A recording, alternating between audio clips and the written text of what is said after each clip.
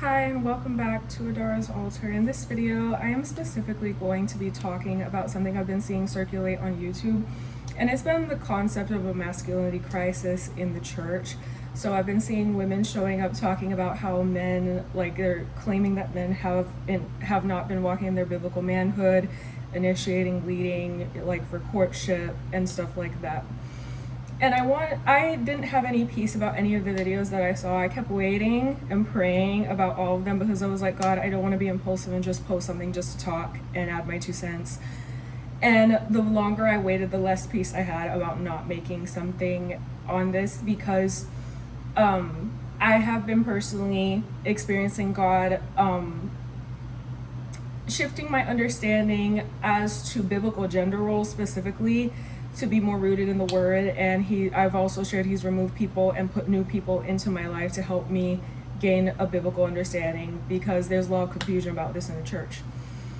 So first of all, I am a woman. I can't speak for any man, first of all, because that's not my place. God made me a woman, and so that's number one. So my perspective is going to be the perspective of a woman. But number two, I've seen a pattern recently, because I've shared in recent videos that I actually lost friendships over my personal values leaning more traditional and conservative, and more favoring biblical submission and honoring and valuing marriage, motherhood, and all these facets of biblical womanhood very highly. And how this became such a conflict between me and multiple women who call themselves Christian women, who some of them I actually worked with in ministry, that it caused me to lose those relationships. So because what I've been seeing in these videos has actually affected my personal life to the point where disagreement between me and other women led to the loss of friendships, it feels necessary to say something about this here. So number one, I'm just going to open with scriptures in Ephesians 5:22. I think it's 22 through 23. Yeah, 22 through 23. And then Colossians 3:18 through 19. Ephesians 5:22 through 23 says, "Wives, submit yourselves to your own husbands as you do to the Lord. For the husband is the head of the wife." And in verse 25, after that, it then says, "Husbands, love your wives just as Christ loved the church," etc. So if we go over to Colossians 3, verses 18 through 19 says again, "Wives, submit yourselves to your husbands as is fitting in the Lord." And verse 19, "Husbands, love your wives and do not be harsh with them." But we see a pattern in both of these scriptures that the wives are commanded to submit first, and then the husbands are commanded to love their wives. And I don't think this is by accident. Honestly, I've seen certain takes being that when women are struggling to submit, it's because of a problem with headship. But when you look in the Bible and you see the order that, wives are commanded to submit and then husbands are commanded to love, I think that says a lot about what we might be seeing. That says a lot about what we might be seeing in the modern day church. I've been forward as a single young woman that I believe that I had a marriage promise, because multiple people were telling me, "Oh, God confirmed to me this man was your husband." People were having dreams, visions, etc. And I've been transparent that to this day, I have decided to maintain singleness and stay by myself, because I still don't understand why that happened. There is a fly in this room, and I don't have a fly swatter, so pardon me if I cringe during this video. Because honestly, to this day, ever since repenting, as I shared before, for listening to a bunch of women who were confused, single, and many of them very bitter about their singleness, who were misleading me in terms of how to value marriage biblically and walk in biblical womanhood, and repenting and favoring my father's opinion over what marriage will look like for me, who I'm gonna marry, because as I said, my father is the person who invested in my purity ring. He didn't give me a purity ring, but when I wanted a purity ring, he was the one who financially invested in it. And so waiting for marriage, all those things in the Bible, I'm gonna link a video that breaks this down really well. It is the father who has authority over giving his daughter in marriage to a man. And there were times in Old Testament where it is recorded that fathers could actually deny a daughter being given in marriage to a specific man, because this is headship. Before a husband becomes the head of his wife, a daughter is living under the headship of her father. And that's why the father's authority, it's the father who gives the husband his authority in the Bible. And I'm going to link a video by the Stalwart Lovers that breaks this down really beautifully. But on that, ever since I did that and started prioritizing my father's judgment when it came to who I'm going to marry, because clearly I exposed myself to a lot of confusion by listening to a bunch of confused and often bitter women. Leaving that in my father's hands, asking my father daily to pray for me, for whatever reason, I've continued receiving dreams of the guy that other people were telling me was my husband, even with my father's correction and daily mentorship. And so I don't understand that. I don't know what God's doing, but because that hasn't changed in my life, I've just decided under my father's leadership to stay by myself until I gain clarity, because it's written, God is not the author of confusion, but of peace. And so now that I'm there, now that I've set that foundation as for why I'm still single, because in my obedience to the Bible, reading scripture, studying scripture, and then obeying my dad, who right now is the head of my home, I haven't received any release, to start looking at another guy as a potential husband, right? Now I'm going to share my take on, is there a masculinity crisis in the church from this perspective? The women who I was at odds with the most, who I lost as friends, mentors, and etc., they really valued having positions of leadership in the church. They wanted to do a whole lot in the church. They wanted a lot of involvement. And they would even tell me, let go of the idea of marriage and focus on your service to the Lord, and God will bring your husband. But their definition of that was filling roles in the church that honestly were more appropriate for men, for pastors, deacons.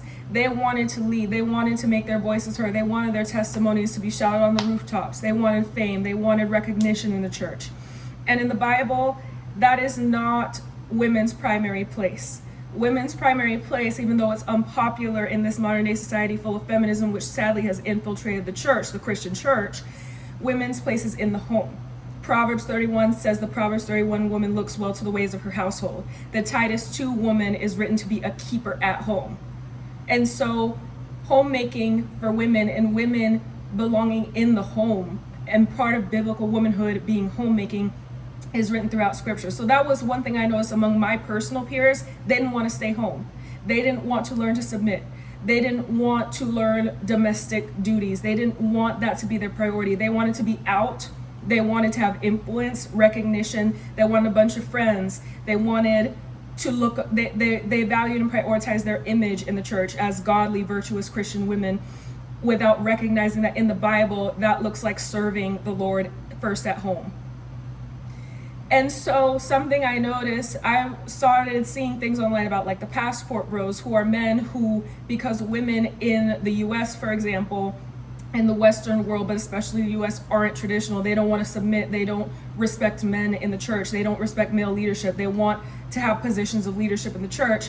They don't value basic domestic duties like cooking and cleaning, and they're promiscuous. They don't value chastity, purity, and being chaste and waiting for marriage and being virgins for their husbands.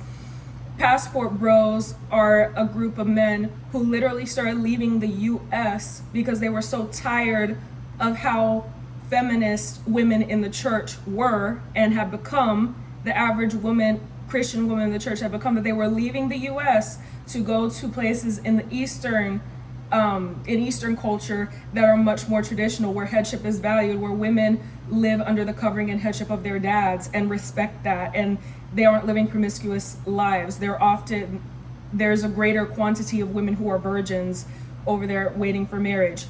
Traditional values, there's a movement called Passport Bros where men are actually leaving the US to find women like that. And so a lot of these women who have been ranting about a masculinity crisis in the church, where are biblical men who are stepping up to their roles? Are you as a woman stepping into your role? Are you as a woman valuing your modesty? Are you as a woman valuing the facets of biblical womanhood that involve being a servant and not just living day to day for self and for pleasure and for image? Because these are the facets of biblical womanhood. And I say this, being a single woman, because what God has done for me in my single season that has delivered me from so much deception that I was believing before was getting me under the mentorship and discipleship of other virtuous women who value the home, who value biblical womanhood, who valued being virgins until marriage, who valued and who respected that in Hebrews 13:4 it's written, honor marriage. Marriage is to be honored by all. That doesn't matter if you're single or married, marriage is still to be honored. So stuff like that matters, is what I've learned. And when I've looked at the women who God has sent me, and by the counsel of my father, I've taken these things to my dad, like asking him to pray, God, Dad, please pray for God to give me discernment as to who the mentors God has appointed to me, the shepherds God has appointed to me are. Staying in church, staying close to my male pastor and his wife. I've seen that structure look like God pulling me closer to women who just prioritize the home, who value simplicity in their lives, who cherish purity, who don't run away from the essentials of what it means to build a home and family, who very much value the home and family. And looking up to those women, seeing how humble they are, seeing how they don't desire to dominate spaces, they just desire to serve the Lord. It has painted a picture for me. I'm sorry about that nasty fly. It has painted a picture for me as to what a wife looks like in the Bible. So I would say, responding to this concept of a masculinity crisis in the church, women just need better discipleship. And another thing I noticed that I had to stop doing as a single woman was I was among a lot of single women. And the problem with having a bunch of single girlfriends is that they all want to be married, and so they're all bitter that they haven't gotten married. And so their advice is contaminated by their bitterness. And so if you want to prepare to be a wife, to be a godly, virtuous wife, that requires discipleship from women who are already married and in godly biblical marriages that reflect Christ's relationship with the church. So I would say that if we want to address this, I'm so sorry about that fly, y'all, this masculinity crisis, we have to look at what caliber of woman we are presenting ourselves as, first of all, before the Lord, before any man. Are we really allowing God to test our hearts? I am so sorry. Are we really allowing God to test our hearts and allowing God to make us, as it's written, it just came up in my spirit, in Genesis 2, the Lord said, I will make a helper suitable for Adam, and he made Eve. Are we allowing God to make us those helpers? So because I've gotten annoyed enough with that fly flying around this, I'm going to stop this video on that. I haven't bought a fly swatter. But thank you so much for watching.